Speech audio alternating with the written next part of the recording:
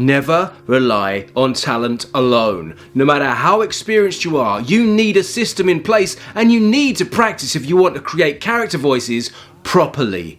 But what's the best approach to doing this? In this video, I'm going to explain my process and also give you some tools and tips that you can take away and use in your own way to create more convincing and characterful voices. Make sure you take a seat, fellow Earthlings, because otherwise I'm going to knock you off your feet! Yeah, before we start, I'm just going to quickly let you know that any budding voiceover artists out there, you can learn to become successful and you can earn good money, but it's a long road to figuring out what it is you need to do for yourself. And if you want to skip forward a few years and bypass all that bullshit, then follow the link in the description box below and sign up to my Voiceover starter kit. Do it today! Success is yours! Right, I should also mention that if you're enjoying these videos, then why not physically attack the subscribe button, hold a knife to the thumbs up, and perhaps beat the living out of the notifications bell.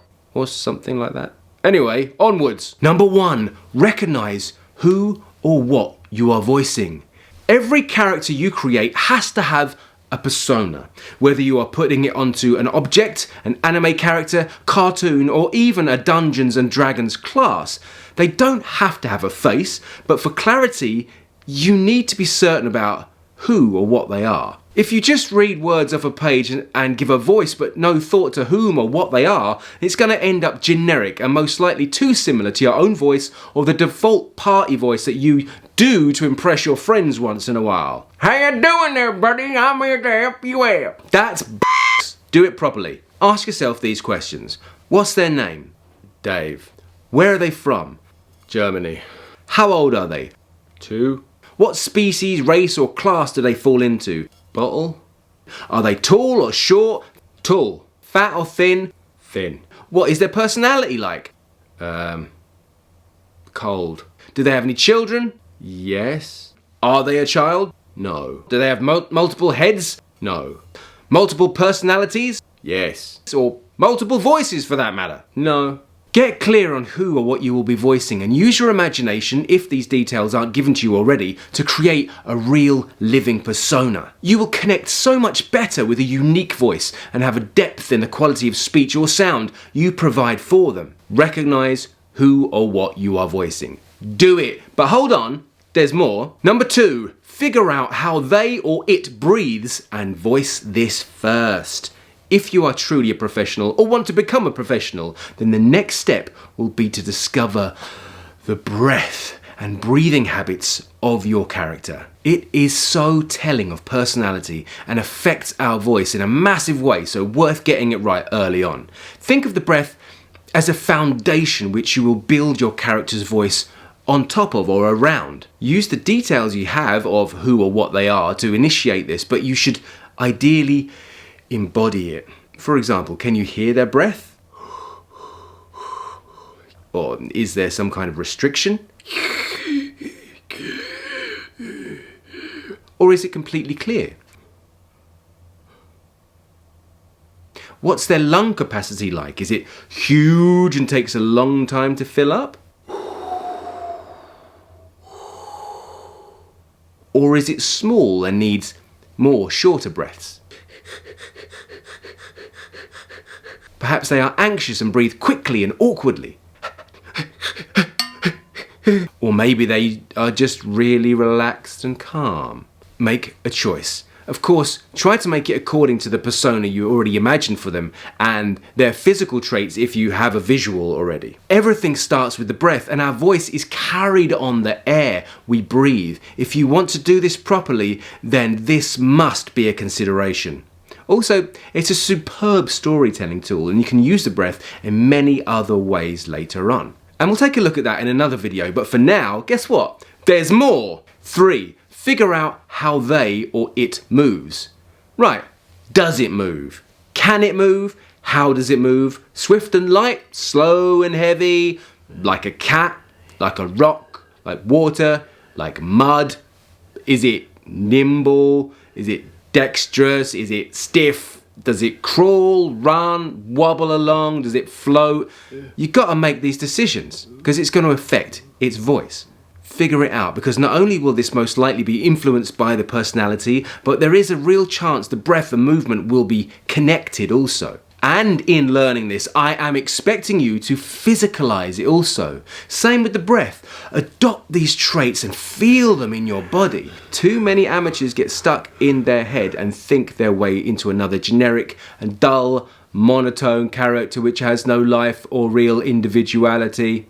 If you want excellence, and I expect nothing less from you winners out there, then this is what you gotta do. Does its shape, colour, texture or size indicate its personality? Try to feel it. Walk like they do.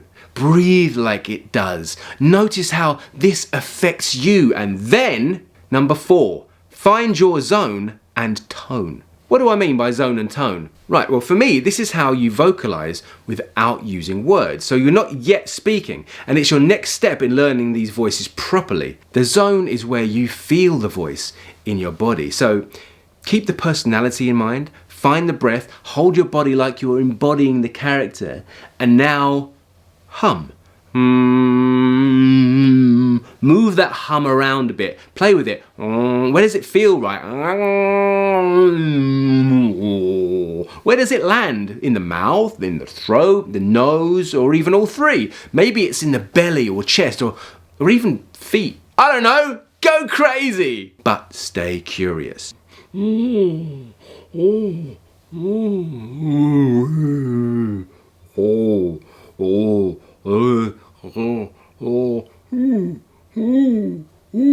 So once you have found where the personality, breath, physicality and zone are, the tone is the attitude that goes into that. So wherever you are right now with your voice, just turn up the dial. Knock it up a notch, give it a bit more welly. A great way to test this without words also is to sigh, but sigh according to your character. How do they sigh? Is it a happy sigh? Or a sad sigh? Or a frustrated?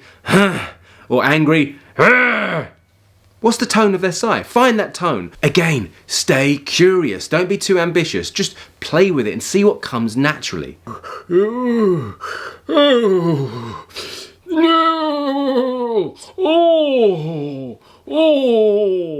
At this point, you are most likely feeling rather silly, and if you live with your parents or have loved ones in close proximity, you would do wise to lock the door, because they have most likely called the men in white coats a priest or the police, or all three for that matter, as they will have assumed you have gone absolutely f***ing nuts. So, lock the door because there's more. 5.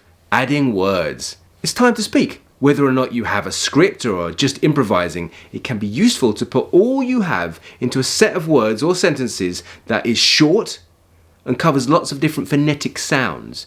This way you can record yourself and check back in with how it's going without wasting too much time and knowing you have it covered. It's really important to listen back to yourself. Stay in character, keep the personality in mind, but focus on your breath, physicality, zone and tone, and speak these 3 sentences over and over until you are happy. Number 1. Through good tone, all not part must serve and then shape that speech. Number 2. Look, put that book back in the nook, you hooded crook. And number 3. How about shouting down a townhouse, allowing a mouse to flounder? Yes. Now, record these and listen back and keep following this process until you have it nailed. Don't worry, there is a PDF on my website which you can find in the description box below that has these sentences and more things that you can use and play with. But once you've got these and you've got to this stage, just record them, listen back and keep following this process until you have it nailed. You will get it, but it just takes a bit of practice. And if you do have a script, then practice your script and make sure to get it all correct. But monitor yourself. Record and listen back. This is how you will grow and enable your best performance. But wait, there's more. Number 6, Improvise. Now, you have ample opportunity to practice. In the bath, shower, whilst driving, cooking, operating heavy machinery, whatever it is you need to do, driving cars, flying aeroplanes, there's no excuses. You have time. You can do these things. You can talk while you do it. So just speak. You have to practice. Describe what it is you're doing. Describe the characteristics of the character you're working for. Talk about your day, what's in front of you, whatever. I don't know. Just go for it. Play. Have fun. I'm in front of a camera, I'm talking, and I'm very upright. I get my little thing here. This is my inspiration for the character. Oh, this is how you speak if I was animating it or puppeteering it myself. Oh, and often looking at this thing and making all those decisions, have I come up with this voice? It is very different to my own voice, don't you think? You will very soon understand and know when you have it down, and if you are still unsure, keep practicing. Like I said, have fun, stay playful, and just go for it. Don't hold back, just go full on, because that's how you're going to get better, and that's how you're going to end up finding more confidence in this character and it being so unique and just better. Now, if you want to get even more ideas, check out this video here on how to create 100 distinctly different voices. Caveat, there's actually more than 100 in there, so it's worth watching if you haven't already. And again, if voiceover is something you are thinking about as a career, then you are very welcome to join me on my online course. Again, the link is in the description box below, or just head to my website at vocabilities.com and go to the complete voiceover starter kit page. Punch the subscribe, uppercut the thumbs up, and shout very loudly at the notifications bell, "Oi, I want to know when he's bringing more videos." And that's great. Me, Darren McStay. This, improve your voice. You cool, me out. Bye titty bye bye.